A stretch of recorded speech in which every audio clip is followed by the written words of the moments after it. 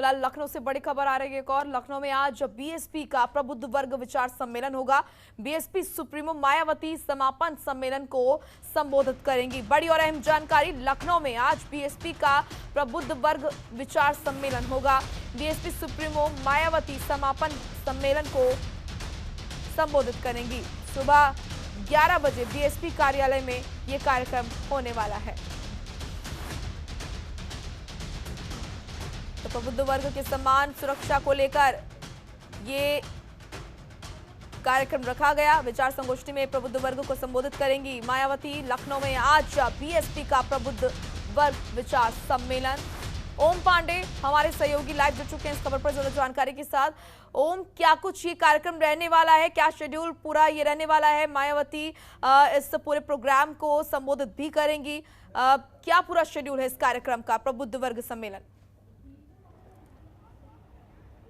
देखिए कोमल, अगर हम बात करें बहुजन समाज पार्टी की, तो आज जहां 74 जिलों के बाद 75 जिले यानी राजधानी लखनऊ में प्रबुद्धजन सम्मेलन है और जिसको स्वयं बसपा सुप्रीमो मायावती संबोधित करेंगी।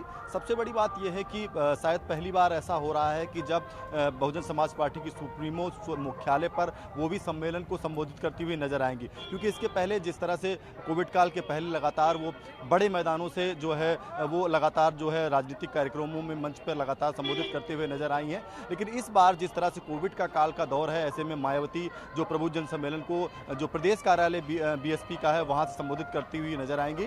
और जहां बात की जाए 11 बजे लगभग समय है जो मायावती यहां पर इस कार्यक्रम में पहुंचेंगी, शिरकत करेंगी और उसके बाद जो है वो जो है आज प्रबुद्धजन सम्मेलन को उनकी सुरक्षा को लेकर ये कार्यक्रम है उसी को संबोधित करेंगे। लेकिन अगर हम बात करते हैं, इस समय मैं मौजूद हूँ उसी प्रदेश कार्यालय पर, साफ तौर से तस्वीरों के माध्यम से देखा जा सकता है कि यहाँ पर जो है जो भारी संख्या में कार्यकर्ता हैं बहुजन समाज पार्टी के, वो यहाँ पर धीरे धीरे आ रहे हैं। तमाम जो जनपद हैं उनसे यहाँ पर कार्यकर्ताओं का जो पहुँचना है वो सुबह से ही शुरू हो चुका है। लगातार जो भीड़ है वो साफ तौर से देखी जा सकती है कि जो ये प्रदेश कार्यालय का जो मुख्य गेट है उस पर लगातार कार्यकर्ता कोविड गाइडलाइंस का पालन करते हुए अंदर जो है वो एंट्री कर रहे हैं और इसके साथ साथ जो है उन्हें एक समुचित स्थान पर बैठाने के लिए लगातार जो बीएसपी के जो तमाम पदाधिकारी हैं वो शामिल हो रहे हैं। लेकिन अगर हम बात करते हैं प्रबुद्धजन सम्मेलन को लेकर, क्योंकि इसकी जो कमान है वो बहुजन समाज पार्टी के राष्ट्रीय सुप्रीमो राष्ट्रीय महासचिव सतीश मिश्र को जो है वो सौंपी गई थी। लगातार उत्तर प्रदेश के तमाम यानी 74 जिलों में उन्होंने इस कार्यक्रम को संबोधित किया। अगर हम उनके संबोधन पर भी नजर डालते हैं तो जिस तरह से उन्होंने मौजूदा सरकार की तमाम नाकामियों को गिनाने का पूरा प्रयास किया, और उसके साथ साथ प्रबुद्धजन को कैसे जोड़ा जाए, क्योंकि सोशल इंजीनियरिंग की बात लगातार 2007 में मायावती ने की थी और यही कारण था कि मायावती ने सरकार बनाई थी। तो उसी फार्मूले को लेकर के लगातार इस बार भी 2022 के तहत जो है वो जनता के बीच में गए। लगातार 74 जिलों में उन्होंने, चाहे विकास की बात हो, जिस तरह से अगर उनकी पार्टी जो विकास किए हैं उनकी बात गिनाई, उसके साथ मौजूदा सरकार में किस तरह से काम हुए। और ये सम्मेलन इसलिए भी महत्वपूर्ण हो जाता है क्योंकि जहां उन्होंने शुरुआत इस बार अयोध्या से की थी और अयोध्या पर उन्होंने तमाम बातें रखी थी। उन्होंने कहा कि वहां पर विकास नहीं हुआ है। राम और अयोध्या के नाम पर बीजेपी ने जो है वोट मांगी थी, लगातार राम और अयोध्या के नाम पर लोगों को धोखा दिया है। इसके साथ साथ वृंदावन की बात कही जाए या फिर इसके साथ साथ बनारस की बात कही जाए, बनारस को लेकर के उन्होंने कहा कि केवल उसको पर्यटन स्थल बना दिया है, जो मां गंगा का शीर्ष स्थान मुख था उसको मोड़ने का काम किया है। तो कहीं ना कहीं जो धार्मिक स्थल है उसको लेकर के भी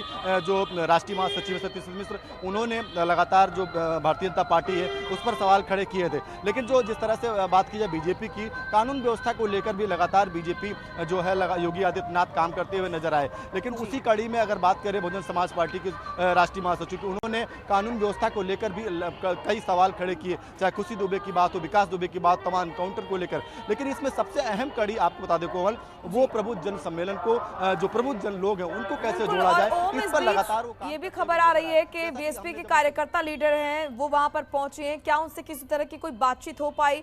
आपने उनसे बातचीत की? किस तरह की रणनीति है, क्या कुछ कार्यक्रम आगे रहने वाला है? क्योंकि तमाम पार्टियां जो है यहाँ पर एक्टिव मोड में है, चुनाव जो है वो करीब है। ऐसे में बीएसपी की क्या भूमिका रहने वाली है? क्या कार्यकर्ता जो लीडर वहां पहुंचे उनसे बातचीत हुई? देखिए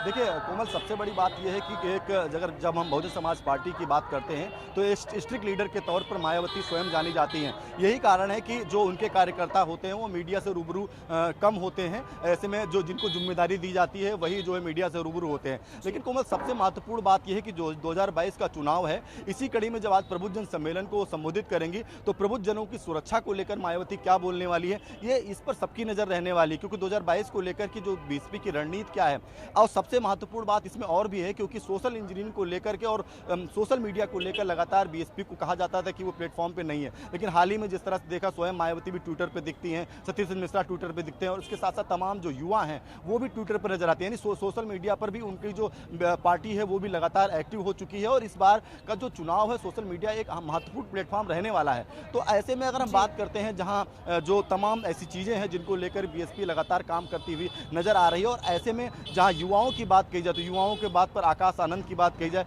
या फिर सतीश मिश्र के बेटे जो है कपिल मिश्रा की बात की जाए, वो तमाम युवाओं को भी इस बार मैदान में उतारा गया है। और देखने वाली बात यह है कि आखिर इन तमाम चीज़ों से बीएसपी को कितना फायदा होने वाला है। ये जरूर हमारी बात सतीश मिश्रा से हुई, उन्होंने साफ तौर से इस बात को रखा है। उन्होंने कहा है कि हमारी पार्टी बहुत अच्छे से चुनाव लड़ रही है, उसके साथ साथ 2022 में हम चुनाव में जीतने वाले हैं। लेकिन जब उनसे इस बात को लेकर के पूछा गया कि आखिर कौन से ऐसे मुद्दे होंगे, तो उन्होंने कहा कि हमारी बहन मायावती, बिल्कुल बीएसपी जहां पहले अगर बात करें ओम सुस्त नजर आती थी, सुस्त पार्टी नजर आती थी, लेकिन यहाँ पर हम देख रहे हैं एक्टिव मोड में ये पार्टी नजर आ रही है। तमाम पार्टियों की तरह ही यहाँ पर जो खोई हुई सियासी जमीन है उसको पाने के लिए लगातार प्रयत्न जो है वो किए जा रहे हैं। शुक्रिया आपका ओम, तमाम महत्वपूर्ण जानकारी देने के लिए।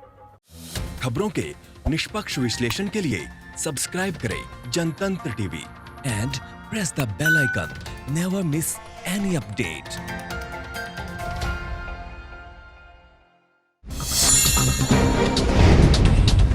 Download the Janatantra TV app, available on Google Play and App Store. Download it now.